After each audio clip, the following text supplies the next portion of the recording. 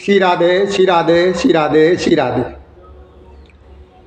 शांति से भैया बैठने की कृपा करें। और देखिए, आज हम आपको एक ऐसी दो पात्रों की कथा है, ये रामचरितमानस पुराण में, कि देखो, एक को लड़की रिजेक्ट कर देती है, एक पात्र को लड़की रिजेक्ट कर देती है और एक पात्र को लड़के रिजेक्ट कर देते हैं। वो कौन कौन है? एक नारद जी हैं और एक शूर्पणखा। एक कौन है? ये शूर्पणखा। शूर्पणखा का क्या है कि शूर्पणखा कहाँ आई है? पंचवटी में। बड़े ध्यान से श्रवण करना और ये भी ध्यान लगाना कि शूर्पणखा का नाम शूर्पणखा क्यों पड़ा, शूर्पणखा इसको क्यों कहते हैं, ये भी ध्यान रखना कि एक दिन ये पंचवटी में आई है, जहाँ पर हमारे प्रभु श्री राम जी ये तीनों लोग विराजमान हैं। अब उसने क्या देखा पंचवटी में आकर के कि देख बिकल भई जुगल कुमारा।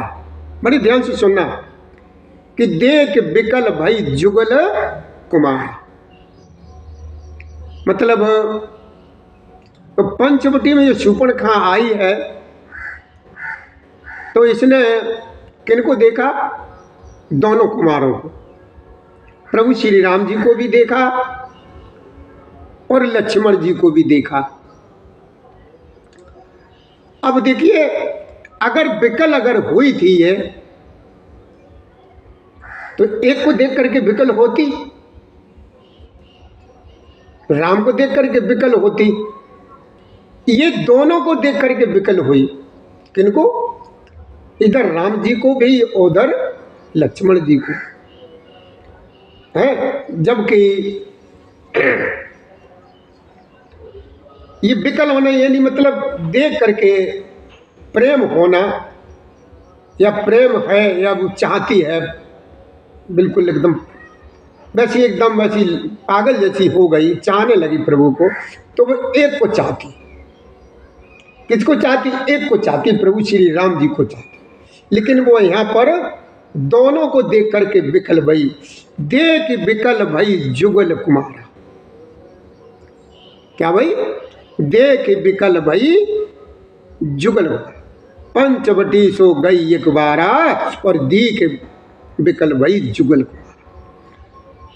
अब एक को देख के होना चाहिए था ना विकल, है एक सही होना चाहिए। देखिए, अगर वो यहाँ तो अभी तो दो भाई थे, अगर वो चारों भाई अगर यहाँ पर मौजूद होते तो वो चारों को देख करके विकल होती। यहाँ पर क्या है? यहाँ पर ये कुसंग है और वासना का वो है। अब वो क्या कह रही है?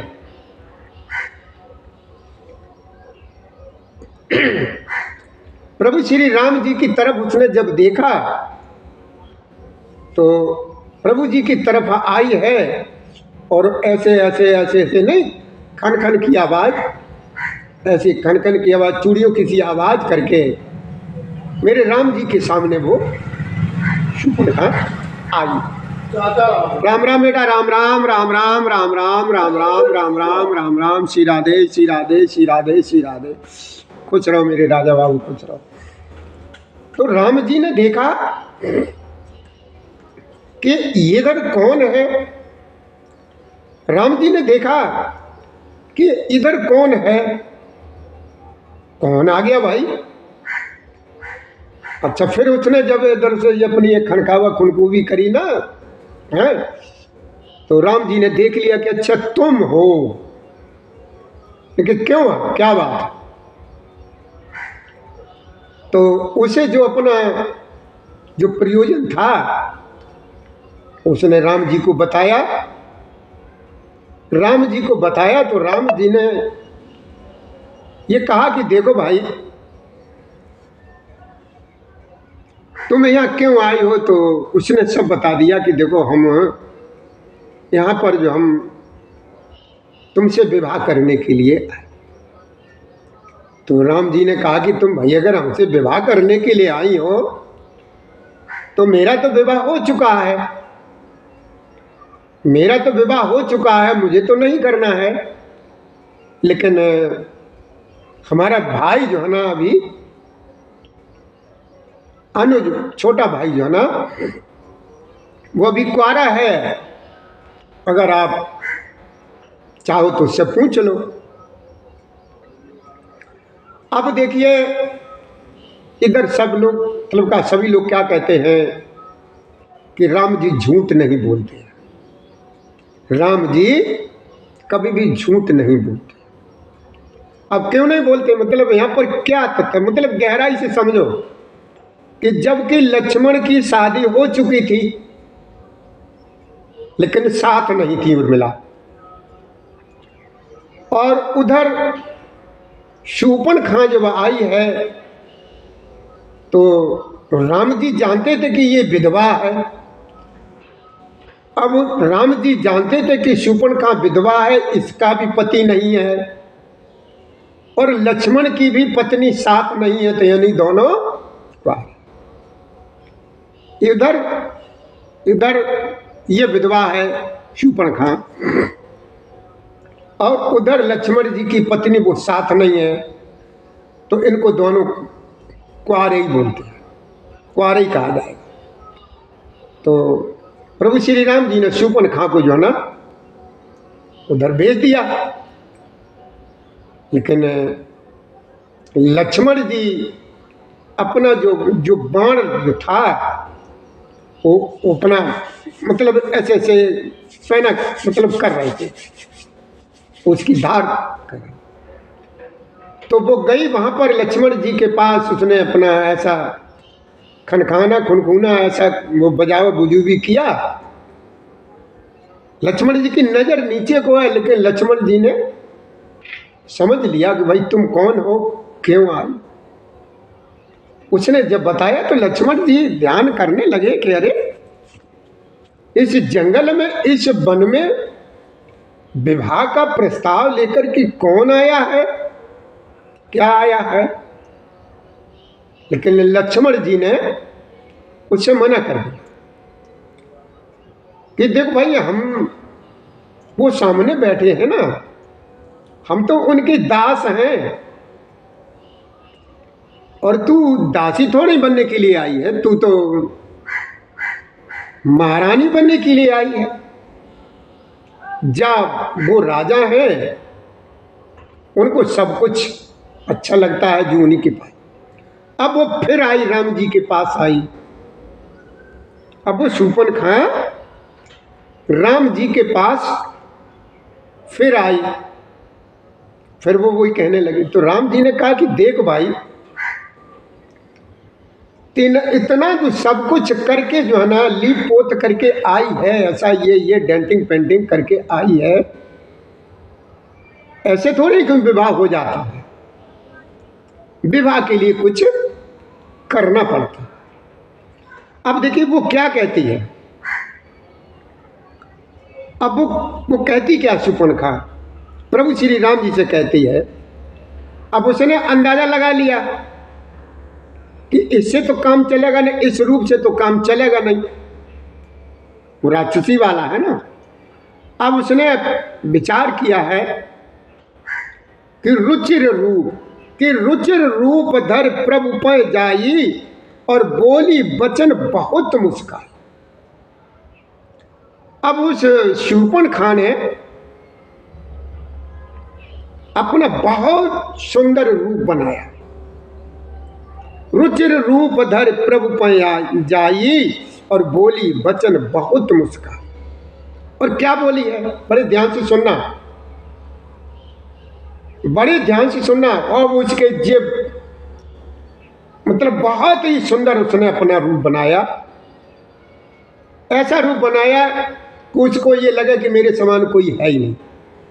बनावटी भेष तो वैसे ही वैसा होता है ना, ज़्यादा सुंदर बन जाता है, असली से तो नकली ज़्यादा अच्छा बन जाता है।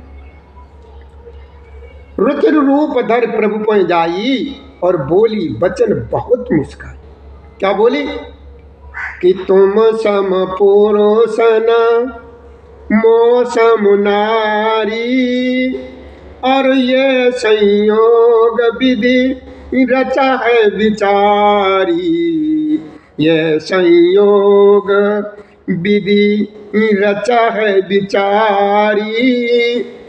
अच्छा, जब ये बातचीत जब हो रही थी, ये जब ये कर रही थी, तो ब्रह्मा जी सब देख रहे थे,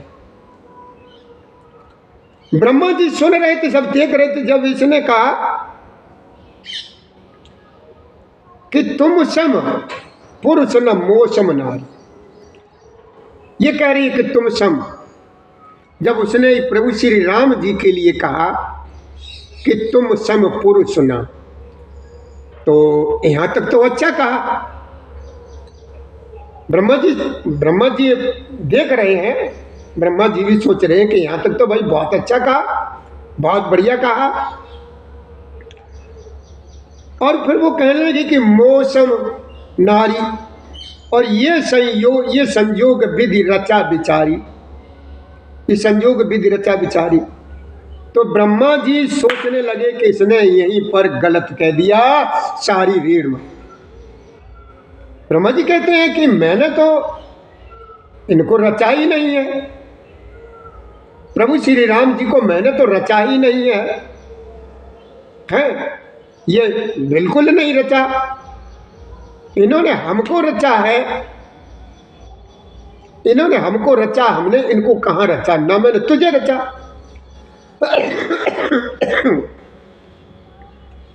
और ये संयोग है रचा विचारी। तो ब्रह्मा जी ने कहा देख देख, ना तो मैंने इनको रचा कि इन्होंने मेरी रचना की, और ना मैंने तेरे बारे में कुछ कहा, तेरी रचना की, तेरा कोई सही होगा। वो क्या कहती है कि ममयन रूप पुरुष जग माही, और देखूं खोजी लोक त्यों नाई। ले, अब ये राम जी भी समझ गए, राम जी को समझते देर नहीं लगी, मेरे प्रभु श्री राम जी भी समझ गए।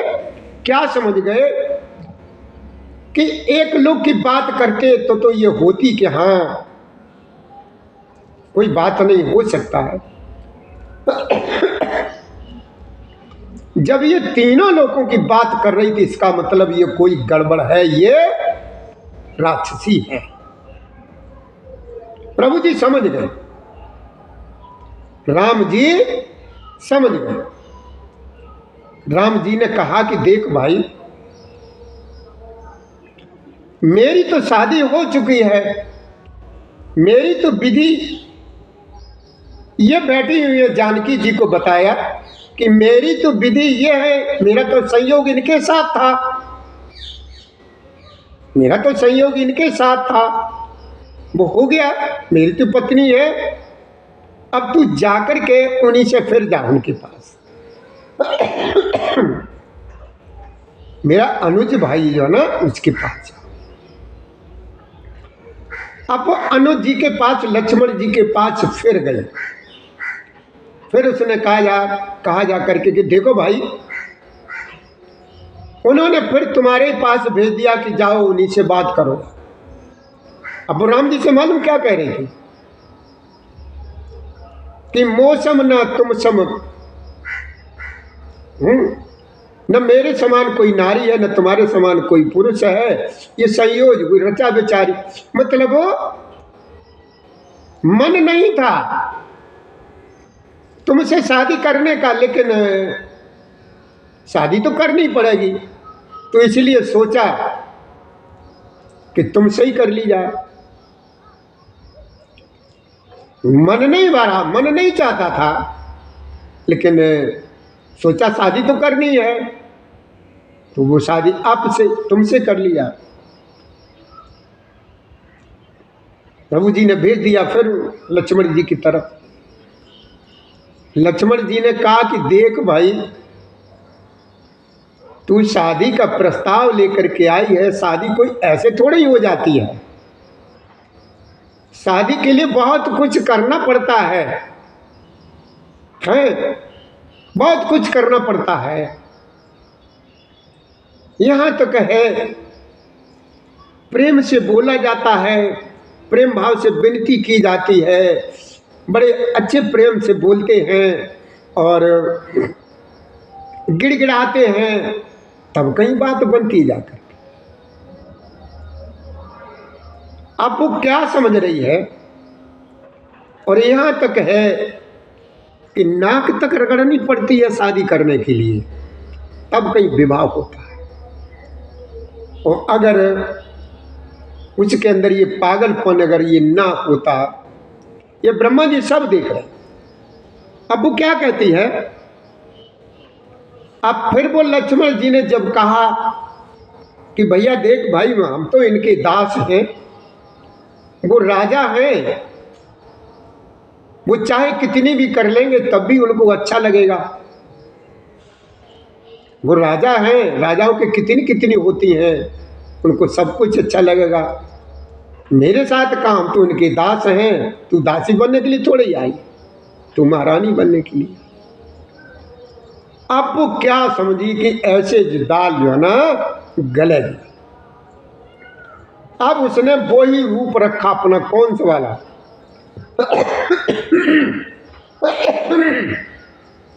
कौन सा रूप? राक्षसी रूप। वो भयानक, बड़े बड़े दांत और ये बड़े बड़े नाखून, ये बड़े बड़े नाखून उसके भयानक। अब इस शूर्पणखा को शूर्पणखा क्यों कहा गया?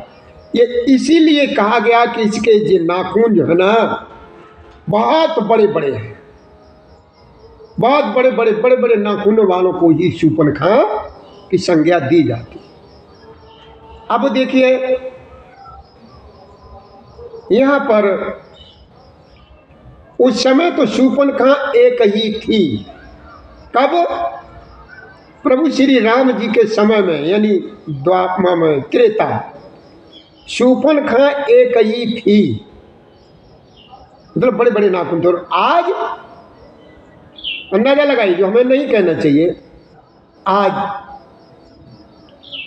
अपने आप खुद ही समझिए नाखून बड़े बड़े होने की। अब क्या हुआ? देखो, अगर यहां तक अगर बात होती कि एक ही पर उसका विशेष अगर वो लगा होता, तो हो सकता है कि प्रभु श्री राम जी ने देखो कितनी कितनी स्त्रियों को, कितनी कितनी को, और कितनी कितनी ने भगवान राम को अपना पति माना, भगवान राम को अपना पति माना है। तो भगवान राम ने देखिए जब कृष्ण के रूप में आए तो सबकी मनोकामना पूर्ण की, सबकी मनोकामना पूर्ण की भगवान कृष्ण ने। लेकिन तो भगवान ने सबकी जो है ना मनोकामना पूर्ण की। अब वो सीता जी की तरफ वो भयानक रूप रख के बना के गई। सीता चितय कही प्रभु बाता, और आहे कुंवर मोर लग भ्राता, गई लक्ष्मण रिपु भगनी जानी, और प्रभु बिलोक बिलोक बोले मृदु। और जब वो सीता जी की तरफ जब बड़े बड़े उसमें गए तो प्रभु जी को कोई भी देर नहीं लगी समझने। फिर राम जी ने भेज दिया इसकी तरफ।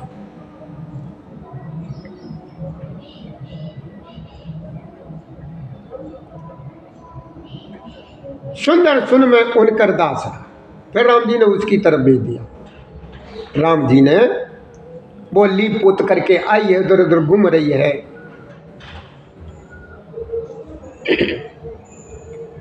तो बार बार भगवान ने यही कहा, लक्ष्मण जी ने भी कहा कि देख भाई, मैं तो उनका दास हूँ, मैं तो उनका सेवक हूँ, मेरे से यहाँ तुझे किसी प्रकार का कोई सुख नहीं मिलेगा। बहुत कुछ कहा, जैसे सेवक सुख चय मान विकारी, व्यसनी धन शुभ गति व्यभिचारी, लोभी जस से चार गुमानी, नव दूध चाहते है। फिर लक्ष्मण जी ने बात समझाया, लेकिन वो मानी नहीं। फिर वो आई, पुण्य फिर राम निकट सो आई, और प्रभु लक्ष्मण पाई बाहर पठाई। लक्ष्मण कहा तो सो बरई, और जो तृण तो लाज। लक्ष्मण जी ने मतलब मना कर दिया। जब वो नहीं मानी, किसी भी तरीके से नहीं मानी। अब देखिए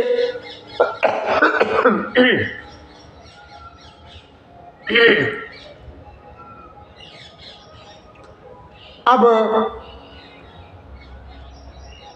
पहले देखिए, जब विवाह होता था, विवाह के लिए नाऊ और पंडित जी को भेज दिया जाता था, तो लड़की देख करके आते थे, बिटिया देख करके आते, तो ये सभी लोग तारीफ ये करते थे कि भैया बिटिया बहुत बढ़िया, और बिटिया के जे जे इतने इतने लंबे लंबे बड़े बड़े बाल, इतने तो लंबे लंबे बड़े बड़े बाल, मतलब साक्षात लक्ष्मी है।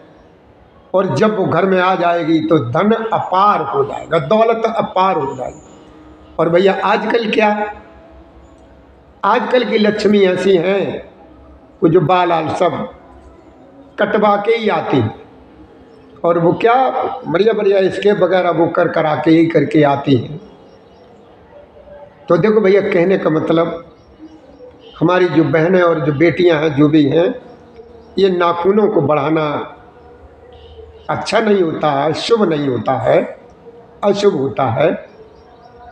और बालों को कटवाना नहीं चाहिए। वो अलग बात है, सेटिंग वेटिंग जो कुछ वैसी होनी है अपनी वो कर रही हो, वो कोई बात नहीं है, लेकिन बालों को ज़्यादा से ज़्यादा बड़े ही करना चाहिए। तो अब जो है ना, वो जब वो नहीं मान रही, इधर उधर बार बार परेशान कर रही है। अब उसने क्या कहा, अब वो क्या कहती है कि जब जो है ना, अब वो सुपन क्या कहती है कि जानकी जी का विवाह, तुम्हारा विवाह तो ब्रह्मा जी ने नहीं रचा, आप झूठ बोलते हो। वो कहती है कि तुम्हारा तो विवाह ब्रह्मा जी ने रचा नहीं है। फिर अब वो क्या कहती है, जब तुम, इनका विवाह जो है ना, जानकी जी का विवाह जब नहीं रचा है, तो ये तो संयोग है ये। लेकिन भोले नहीं, मेरे प्रभु श्री राम जी ने जो है ना इशारा किया, ये नहीं मान रही है। जब देखा है, ब्रह्मा जी ऊपर सब देख रहे हैं, ब्रह्मा जी ने सोच लिया अब तो इसकी नाक बिल्कुल कटनी है। वही लक्ष्मण जी ने भैया तुरंत प्रभु श्री जी का इशारा मिला, तुरंत नाक कान काट लिए और इसको भेज दिया।